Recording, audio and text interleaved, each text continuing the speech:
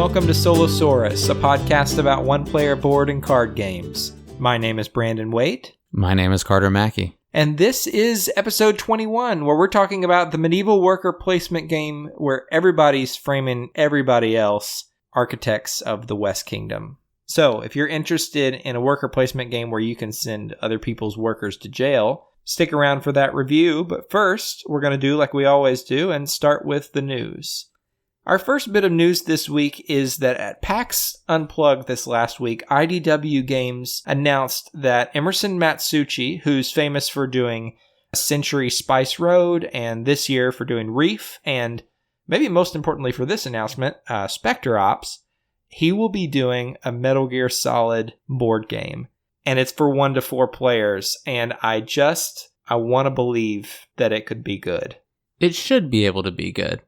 Yeah, I mean, if he's done Spectre Ops, and a lot of people seem to like that. I've never played it, but it looks good. Mm-hmm. I mean, surely you could handle that kind of game with a Metal Gear Solid theme. But with more guns?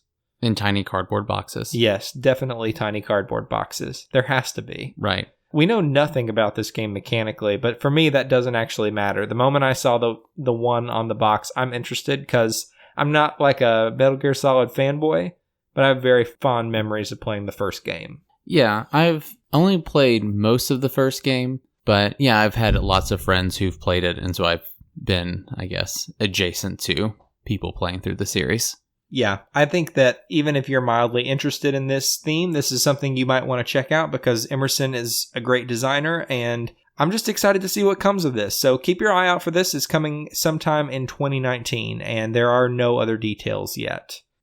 Our second news item for this week is that Fantasy Flight has released a new free DLC campaign for Descent 2nd Edition called Embers of Dread. And this is pretty cool because a lot of people have suspected for a while that Descent 2nd Edition was just done at this point because they haven't released any new downloadable content for it in a while. And it's been a long time now since 2nd Edition came out, like 7 years, I think. Yeah, it's been a while. So it's time for a 3rd edition.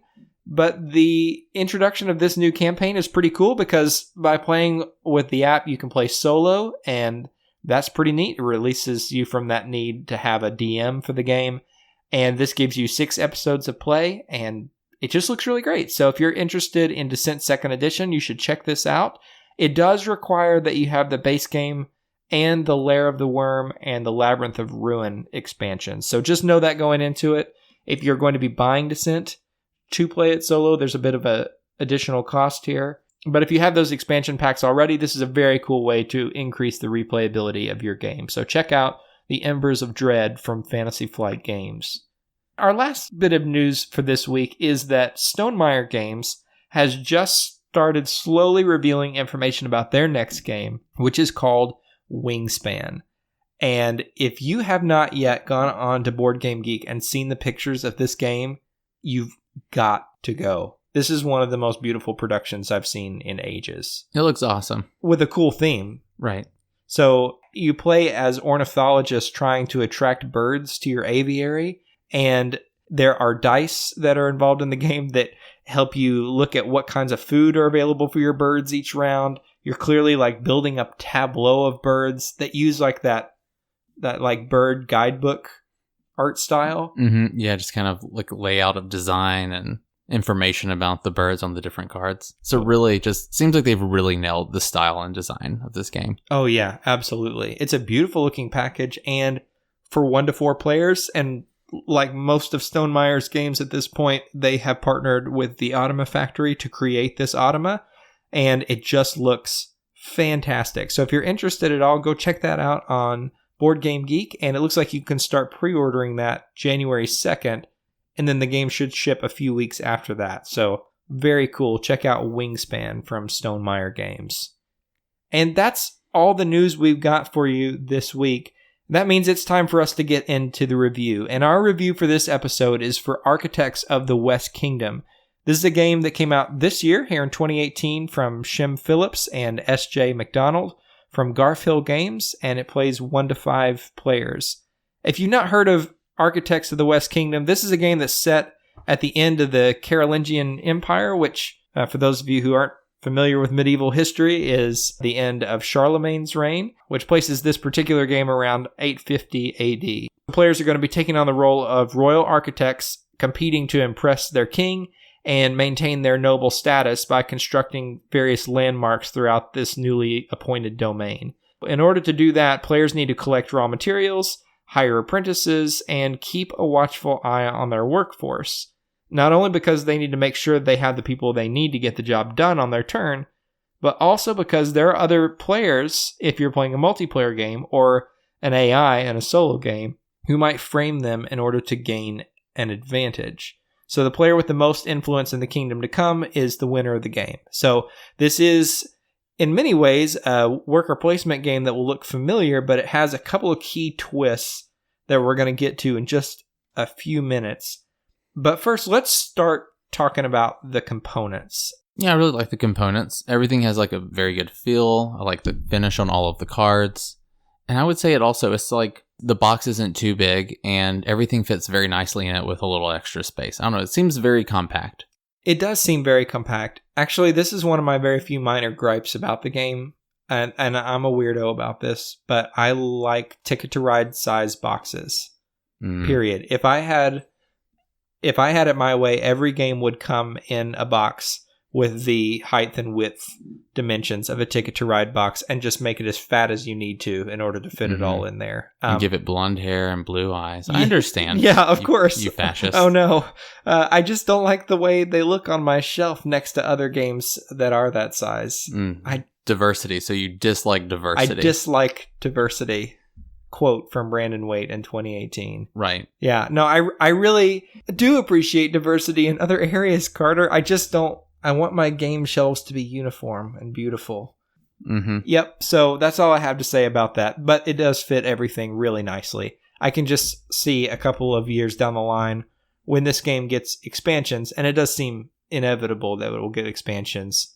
They will have a hard time fitting in this box, and then they'll probably sell a collector's box similar to what they did with Raiders of the North Sea, the other company's. Oh, right. The company's other really big game. And I don't love that model just because it's a little bit extra money to store the stuff that I already bought. But, I mean, it's hard to call shenanigans on something that the company hasn't even done yet, right? So, I mean, everything fits in here great. And the size of the box is definitely out of proportion to the depth of the game that's in the box. So, it's pretty cool how they've packaged it here. And all the components look great. The wooden bits are nice. The board has this nice kind of dreamy quality to it, similar to what Raiders of the North Sea looks like. Although I think with a bit more definition than the Raiders board. Yeah, it has more definition than the Raiders board, but all of the other art seems to be. I mean, I would assume it's all the same artist. It looks like an identical art style. Oh, yeah, it's definitely the same artist, and I really enjoy his style. The art on the cards and everything is really striking, especially for a Euro game set in the medieval period. Everything looks great in the box. We did also get the metal coin packet that you can buy from the company. Just in case you're wondering how those look, the answer is awesome, just like the Raiders coins. You do have to pay extra for them, but the cardboard coins that come in the box look great on their own, so not a big deal if you don't get those. Do the wooden bits for the other resources come with the base game? Yeah, they do. Okay. Yeah, everything looks really great, I think. Right, yeah. For the price of this game, I would say the production quality is really nice. Not miniatures or anything like that, but this is just another one of those games that goes to show you can make a great quality game without miniatures. Mm-hmm. So everything in the box looks great. And the rules for the game also, I would say, are well put together. It uses a 2 rulebook style that I really like that covers the rules for the base game pretty thoroughly with examples of play and everything in the main rulebook. The rulebook is short, it's clear, pretty easy to understand, and then there is an appendix that has more information about each individual card and has the instructions for solo play. I do wish that there was a key that just explained the basic, I guess, I don't know, building blocks of their iconography. If like you have a card with an X on it, or just like what that means. It would be nice just to have that on the quick reference booklet, the appendix book, just to be able to quickly be able to interpret things. I feel like you can kind of mostly get an idea, but it's just, I'm one of those people that wants to know for sure that I'm doing something correctly. And if I can't find rules easily, The icon doesn't make perfect sense to me. I just like to have that to reference. Yeah, I agree with that. And my additional add-on to that small complaint would be that if you buy the promotional materials packet, or maybe they're going to call it an expansion, I'm not sure. Anyway, if you get the extra player mats and cards that come with the Kickstarter edition, which you can buy separately online, it doesn't have a rulebook entry for any of the cards that are included in that game. And that's a bit of a bummer, because unless I'm missing something, it looks like you have to go online to find those. And it's not a huge deal, but it's a bit of a problem when you're trying to look up something quickly in the rulebook. Yeah. So you had that issue with one of the cards when you were playing the game, and you didn't realize that it wasn't one of the cards that was included in the base game. Right. So it's not a big deal, but again, I just wish that had been included, maybe lumped into the core rulebook or the core appendix somehow. Right, yes. But overall, though, I would say the rules are very easy to digest, and the solo rules in particular are very simple and easy to get into. They are. I do still wish that the setup for the solo game would just be added parenthetically or something like that in the main setup booklet. I mean, the rules for that setup are, short sentences, and I know layout can be a real difficult and pain to do for anything that's printed material, but it would just be so nice not to have to be going back and forth and making sure you're not overlooking something in the rules for those first couple of times of setting the game up. I mostly agree with that, although I don't think there's nearly as many exceptions in setting up the solo play for this game as there is in other instances. So for me, that's why I feel like it would be very easy to include that into the main rules, because it is so small, and it would just be easy to know. I can just look through the base setup, and I can make sure I get all that set up right, and then just look at the solo rules for the greater explanation, which is small. Yeah, that's a good point. That would make it much clearer and easier to understand. But overall, rules situation is great for this game. Very easy to digest and get into. And I would say that for the most part, that's true of how you play the game as well. Mm-hmm. And we're not going to dive into all the different mechanics that are in this game, but in many ways, this is going to feel familiar to anybody who's played any worker placement game, and especially to anybody who's played Raiders of the North Sea, in the sense that the iconography has a very similar feel to it, a lot of similarities between this game and that game, and this feels like Raiders did, core worker placement, simple worker placement, but with a few very significant twists that make it a departure from the genre. Is that a fair way to say that? Yeah, absolutely. Yeah, without adding a ton of overhead and complexity. And I think what we're going to do here is assume that you know that in most worker placement games, you're going to start with a pool of workers and you're going to place them out onto the board to get resources, to try to achieve goals and get points. One of the things that this game does differently, though, is that instead of starting with like 3 or 4 workers, you're starting with 20. So you have what feels like when you start the game like an embarrassment of riches. And for me, that didn't feel overwhelming. It just felt like these workers are going to last me forever, which is cool because that means that you don't have the problem that we talked about in our viticulture review last episode, where you have to choose as often as you can to go ahead and start building up that workforce. You have the workers you have, and there is no way to gain more. Exactly. It's a set amount, and the resource management of workers is handled completely different in a one that's not, where you're having to take actions to try to build a bigger worker pool specifically to outpace your opponents. Exactly. Instead, you're trying to place workers out on the board to get the different resources you need, knowing that if you continue placing workers out on the board, a couple of things are going to happen. The first is that you're going to be losing access to that worker for the rest of the game unless you can find a way to get it back into your pool, which is an interesting twist on the genre. And also that the more workers you put out at a space, the more effective that space becomes for you. So, if I go and try to get silver from a spot, I can put out 1 worker and get 2 silver, or I can put out a second worker at that spot, and now I'll be getting 3 silver on that turn. I mean, that feels like there's a sense of growth there that makes thematic sense, Of course I'm going to be getting more stuff if I have 2 workers going at it this round. Right. And there's just that progressive feel of investing in one spot or one worker type action, and that keeps getting better and better as you have more workers invested in that. But there are ways to lose your workers on those spots, as other players or the AI can round them up and take them off that spot.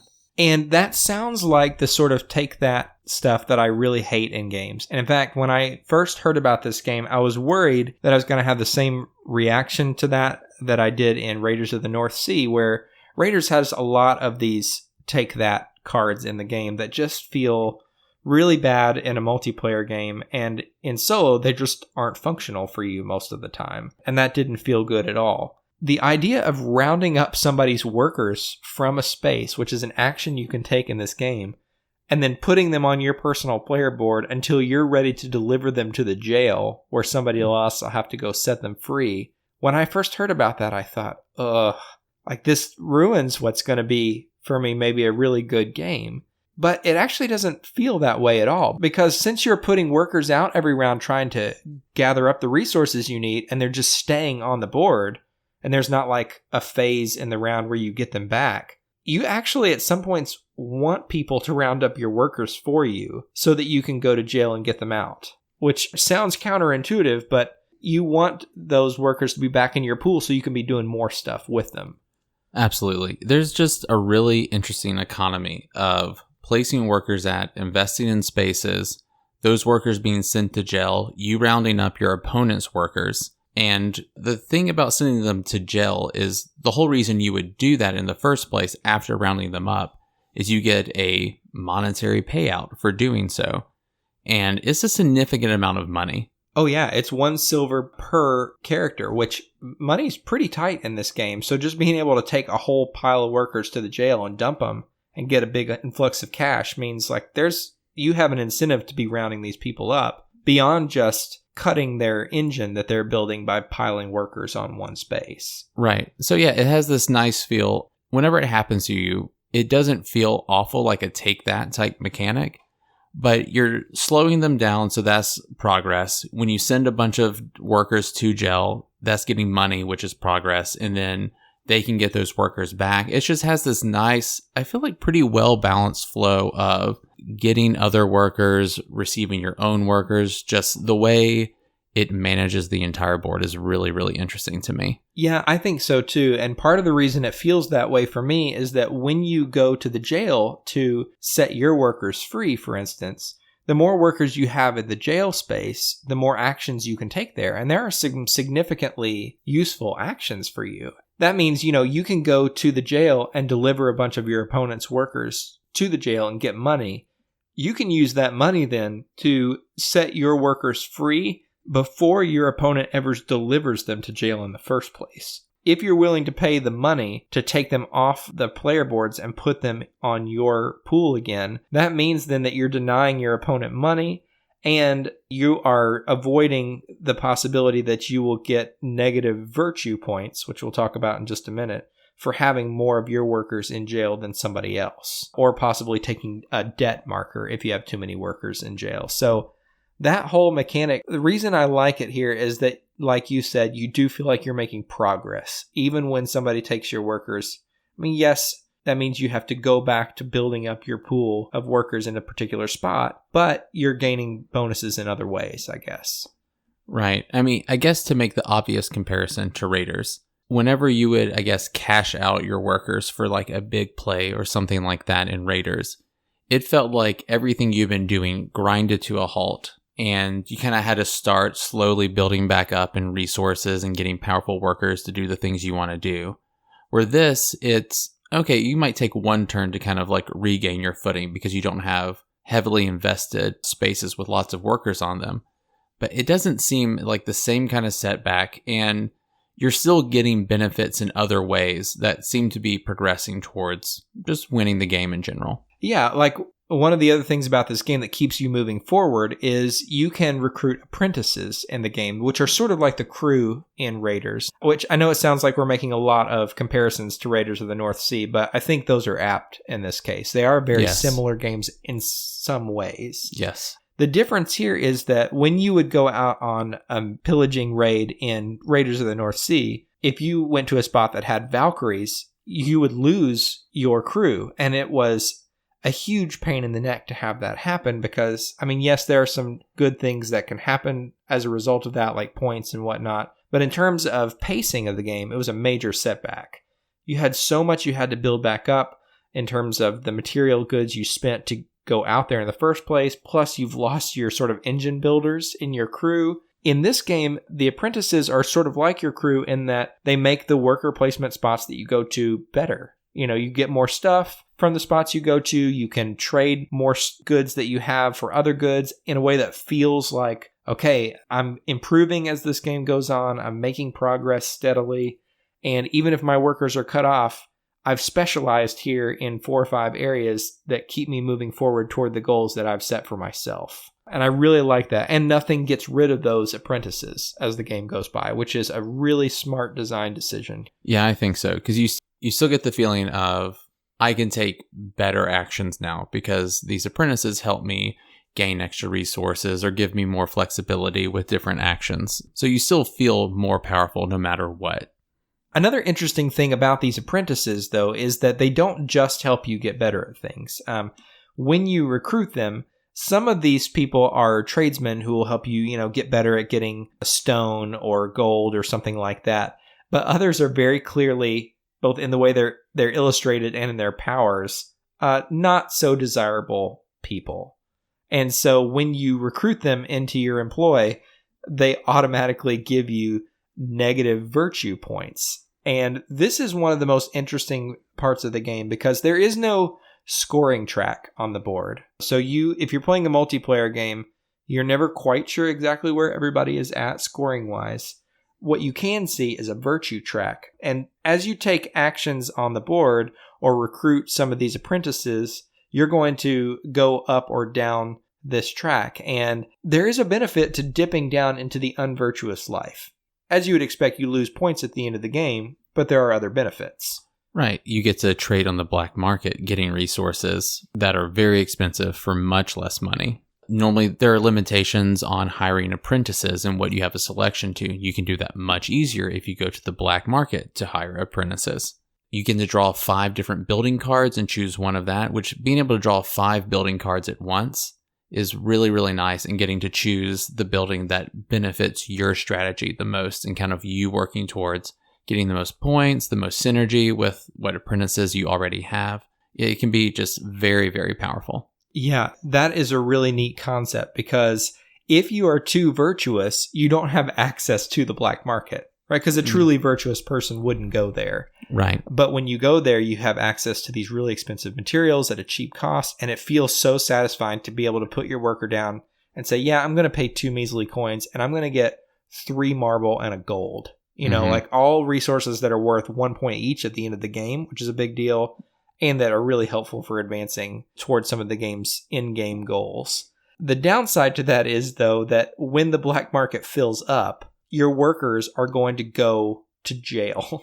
The workers who are on the black market. So then you're going to look at the jail and see how many people are in the jail at that time.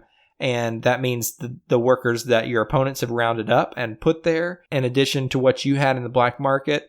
And then you're going to lose points from being in there. You may lose additional virtue, gain debt cards, things like that are really nasty. And that's what keeps that black market fresh, because the resources that you get there are determined by cards there that will refresh when that happens. But it also gives you like a real press your luck tension when you go there, trying to see how much good stuff you can get without losing those negative points ultimately. Yeah, I definitely pressed my luck to my detriment more than once with the black market. Oh, yeah, I did too. But to me, one of the most interesting things about it is that when you're playing a solo game in particular, we'll talk a little bit more about solo mechanics in a little bit, but the nice thing here is this is a lever that you can pull to manipulate what happens to the solo AI, because you can send their workers to jail at just the right time in a way that causes them to gain negative points in virtue as well, which feels really satisfying when you can time it out that way. Right, which I seem to have a very hard time doing, but it was theoretically a tantalizing promise. Like everything in the seedier side of life, right? Right, yeah. Of course. I mean, as you go further down this track, you have access to the black market, and some actions require you to pay taxes in addition to your normal costs. So like getting an apprentice, you would pay 2 money for them just to the supply for getting them, but you also have to pay 2 money in taxes, which goes to this collective supply that somebody can steal from later on if they want to. Another pretty cool idea. Right. In a way to also lose more virtue. Oh, yeah, because it's not a very morally good thing to do that. But the neat thing about being unvirtuous is if you're unvirtuous enough, you're the kind of person who just doesn't pay taxes. Right. It's a pretty neat idea because it can save you a lot of money over the course of the game if you choose to go unvirtuous early, because those tax costs add up. Yes. But you're going to lose a lot of points at the end of the game if you stay down there. And if you keep progressing to the end of the track, you're just going to gain cards that give you negative victory points. So right. You can't go just totally bad in this game or you will lose big time. Yeah, I would say so. But on top of having the negative points, also, just like if you are very virtuous, you do not have access to the black market. If you're too, I guess, villainous or just underhanded, you are not able to work on the cathedral, which is one of the main ways to end the game and to gain points in favor with the king. You can get some really good benefits from doing that. And to work on the finishing steps of the cathedral can be pretty expensive. But like you said, if you go villainous early on, you're getting lots of benefits from not paying taxes and whatnot. But you're also not able to get some of those cheaper tiers on building cathedral, which is nice for reward cards that give you nice bonuses and things like that. And you've just blocked yourself from that because you're choosing seedier routes. Yeah, I really like that concept. I mean, if you're villainous, you could just choose, instead of working on the cathedral, to just build buildings, because those are sort of your 2 main ways to get points in the game. You can work on this big cathedral, which has a track that you progress up as you build each level of the cathedral that gives you more and more points. And as you get near to the top, the room for other players on that track shrinks. So, it's fine for 3 people to build the first level of the cathedral, but by the end, when the cathedral is finished, only 1 person is going to be able to progress to that top rung, which is like 8 points more than whoever's in the second highest rung. Right. If I remember right, I think the progression is like 2, 4, 7, 12, 20. Something like, it ramps up really fast at the end. Yeah. So if you want to be on that track. That's a ton of points to be had. But if you don't want to go that route, you can also just build buildings, which will give you maybe special abilities or special payouts as you build them, plus points at the end of the game. Yeah, they'll have you, based on how many buildings you have, you might get bonus points. There's some buildings that mean you take less negative points from debt cards. There's all sorts of things. Some buildings just have a lot of points up front, like they're 12 points, just if you manage to build it in general. So, there's a lot of points to be had not working on the cathedral also. Yeah, and you can always build buildings. There's no morality threshold that prevents you from building a building ever, like it does with the cathedral. So it's nice being able to have both of those options. Either of those 2 avenues, though, is the main way you're going to get points in the game. That's sort of the whole goal of the game, is to be building up new buildings and a cathedral to build up this kingdom so that you can gain favor with the king. So thematically, that feels pretty nice, even if it's a bit familiar. Wasn't that Pillars of the Earth? I think it's Pillars of the Earth. I think it's the majority of Stefan Feld games at this point. Mm-hmm. It is definitely familiar ground, but here it does feel fresh and done in a new and exciting way for me. And one of the things I really like about how that in-game, cash in of your resources mechanic works is that when you choose to build a step of the cathedral or you choose to build a building, you put one of your workers down on this little track and you leave them there permanently for the rest of the game. There's no way to get them back. Not totally unlike going raiding in Raiders. Correct. The difference here is that in Raiders, you had no pool of workers that was yours. You just lost access to certain colors of workers. Here, when you're choosing to make a build action, you're losing one of your workers permanently for the rest of the game. And that's a cool choice to me, and one that does not feel like a big deal in round 1, feels like a much bigger deal by the end of the game.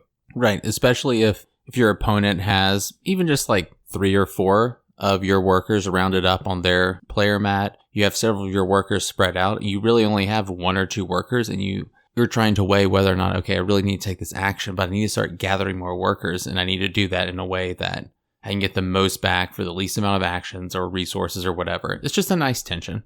Yeah, it's a very nice tension. And it's also neat to be able to see the timer for the game. As people put down their workers on that track, you can see, okay, we've got 2 more rounds left, I think. Right. Because who knows who's going to put down more workers if you're playing a multiplayer game.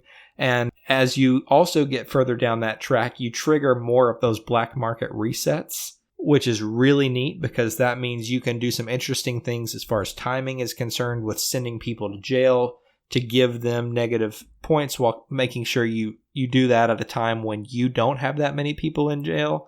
There's so many interesting twists and concepts here that at first blush, when you come to this game, it looks like something very different than what it feels like at the end of the game for me. I would definitely agree with that.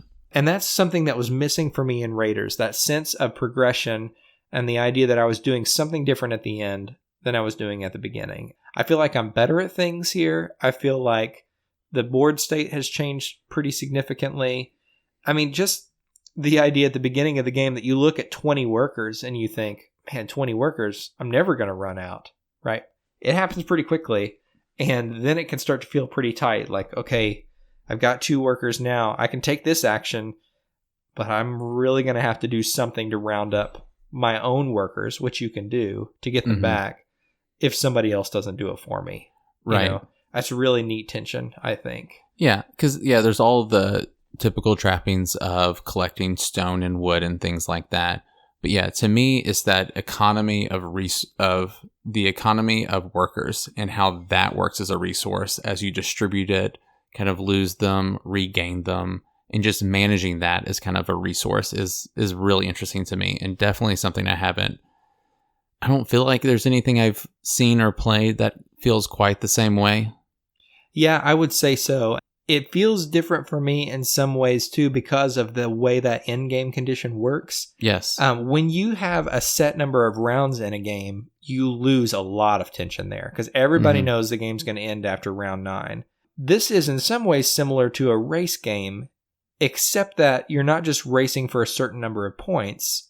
And because you're not racing for a number of points and because points aren't visible, there's this real tension with like, do I have time to go get just like one more bunch of resources before I cash out?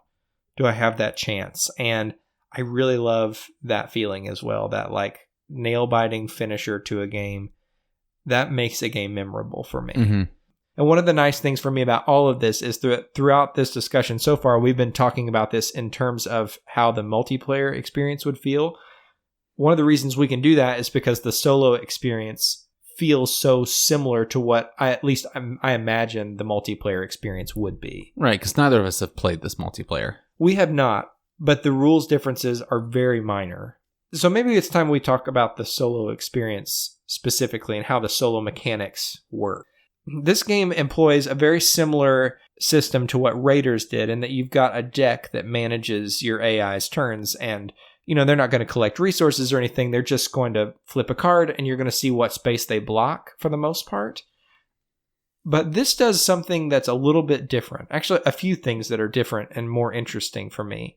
One is that there are 2 decks here. And so over the course of the game, certain spots are going to build up with your opponent's workers that are going to allow them to add cards from this stronger deck called like the deck of future schemes. Yes. And add those to your AI's discard pile.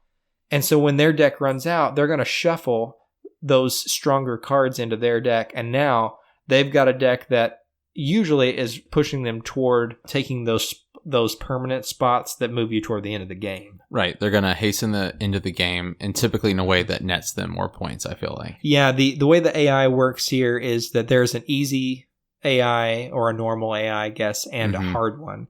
And as far as I can tell, the only difference between the two is that the normal one gets you 1 point for every worker that's on that build a cathedral or build a building track. And the hard one gets you 3 points, I think. That may not sound like a big difference, but man, when they start pushing for that track at the end of the game and filling it up, that gets real nasty real quick. So that's pretty cool the way that works, the way their deck gets stronger over time. And not just that it gets stronger, but that you have the ability to influence the pacing at which it does get stronger. So by that I mean, as somebody who can take the action to round up workers, it doesn't really benefit me just to grab workers off of a spot that the AI is using because they're not gathering resources. So who cares if they've got 4 workers piled up in a space unless I just need cash. But when it clicked for me that they're getting 1 more of these cards for every worker that they've got built up here when they draw this card in their deck, I'm like, oh man, I need to go and clear that out because that's going to be a problem for me as the game goes on. The same is true of another spot on the board that lets them increase their virtue for every worker that they've got. That's not a big deal on turn 1, but when they've got 4 workers there, they're screaming up the virtue track. That means they're going to have a lot more points there than me at the end of the game. That idea that you can interact with the AI in that way, that is something pretty rare in a solo worker placement game.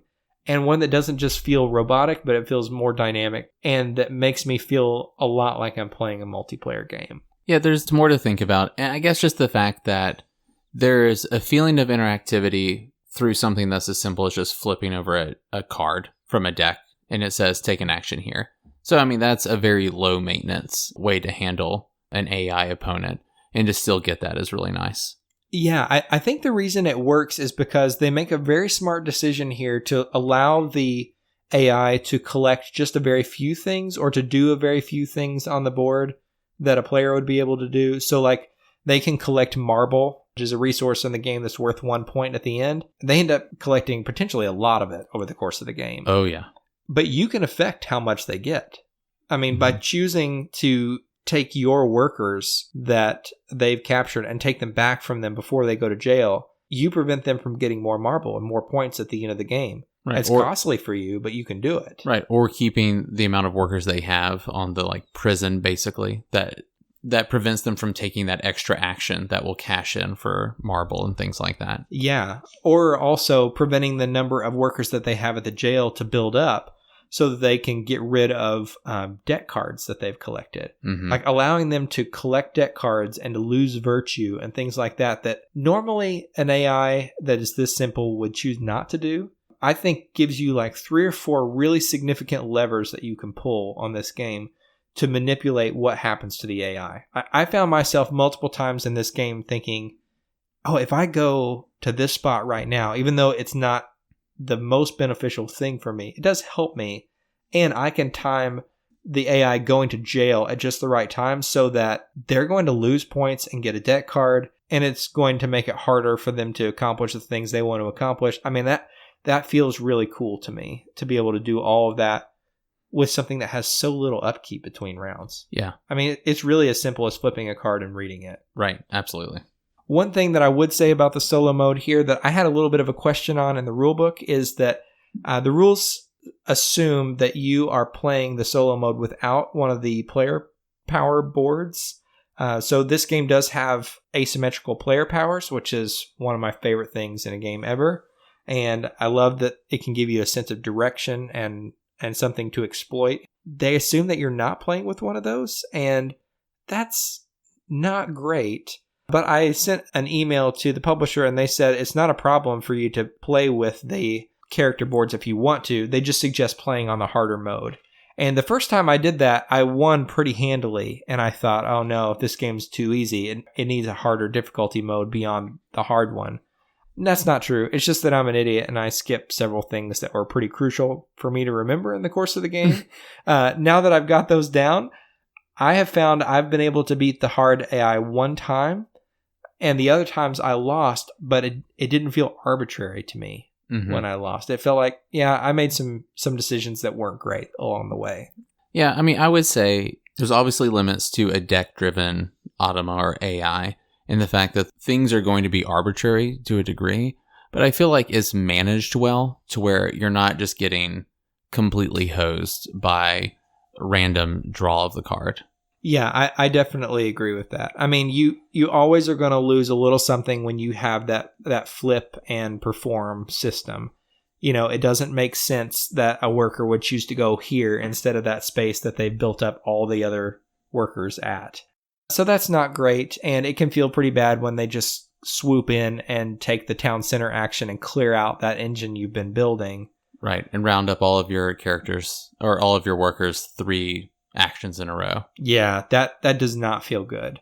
Mhm. But one of the things that I've learned is that after you play a few games, one of the tactics that reveals itself to you is that because the AI chooses to capture workers from the most populated spot on the board, what you can choose to do instead of just building up a lot of workers in one spot where they might be taken is kind of spread them out a little bit and intentionally take a few different actions so that you can sort of direct where the AI might capture. It's not a huge thing, but to me, it's just another interesting move that you can make that has you actually interacting with a player who's not at the table. And for me, that's the main difference in why this flip system works in a way that the system for viticulture, which is still really fun, can feel more arbitrary and unfun at times. The fact that you can share spaces with multiple workers here for many of the actions on the board, that's a great idea because it means I'm not fighting for the ability to take an action most of the time. I really like that idea, so it doesn't feel as limiting to me there.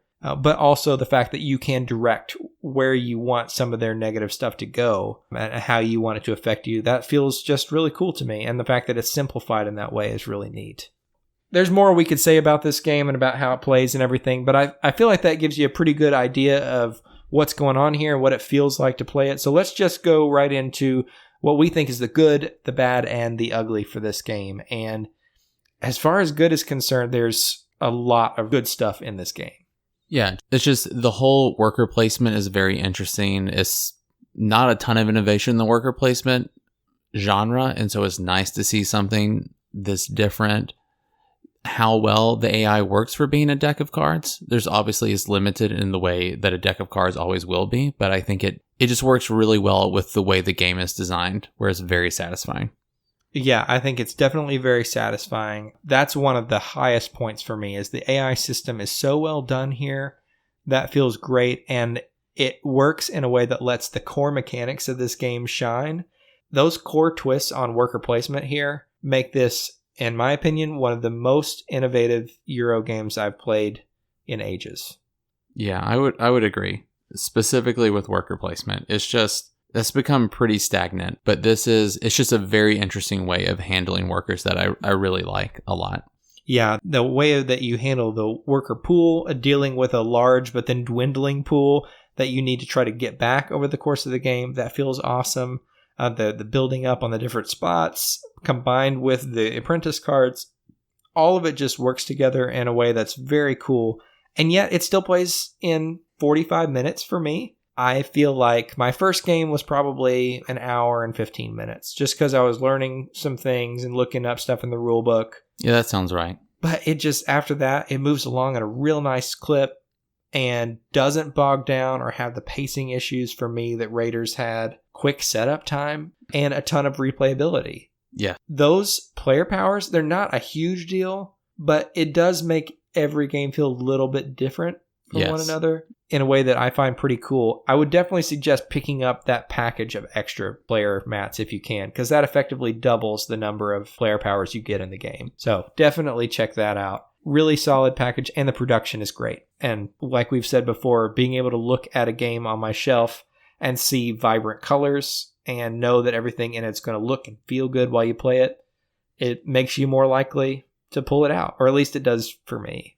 So all those things are great about this game. As far as things that are bad about the game, for some people, the Automa card system is always going to feel a little too random, and it can feel a little bit random here in terms of how your engine building with putting workers out is concerned. Mm-hmm. Like you said, you had a couple of times where, 3 turns in a row, the AI is rounding up all your workers. Right. It doesn't feel like going back to square one a little bit. For me, it's not really a big deal at all. It's just something to mention here. The only other thing I would say is the rules issue, where it would have been nice to have a key in the rulebook, and it would have been nice to include those expansion characters somewhere in the rulebook, or to have something in print. Right, yeah. Just like a consolidated PDF with those additional parts. But that's all that I would say. I mean, those are very minor gripes. I have nothing ugly to say about this game at all. I love this game.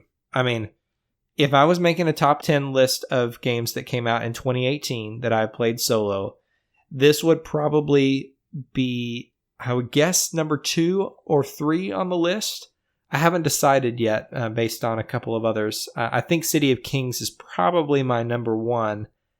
But even then, I'm much more likely to pull this out than City of Kings on any given night just because of the length of play and the setup time. Right.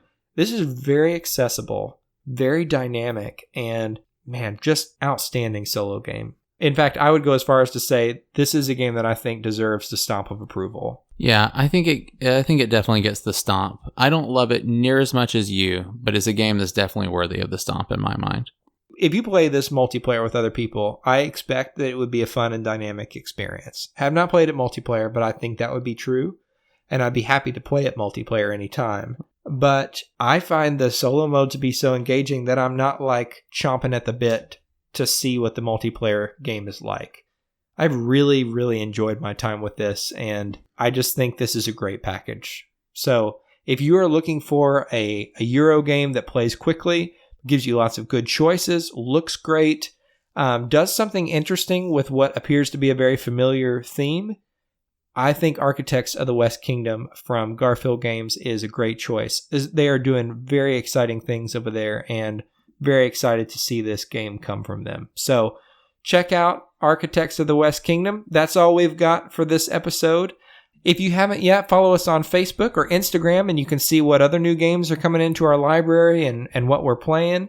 You can also send us an email at solosauruspodcast@gmail.com if you have any questions for us. We might feature them on the show if we get enough, and they're really good questions. And you can go and find us on Board Game Geek because we do have our own micro badge on there. So if you like Solosaurus and you want a micro badge to sport on your profile, even if you don't have the 8 Geek Gold that you need to get one, you can get one. Just send me a message on there. You can find me just by searching my name in the user database, and I'll be more than happy to spot you the Geek Gold you need to get one. So rep that pride for the Solosaurus podcast. And until next time, though, that's all we've got. My name is Brandon Waite. My name is Carter Mackey. And this is Solosaurus.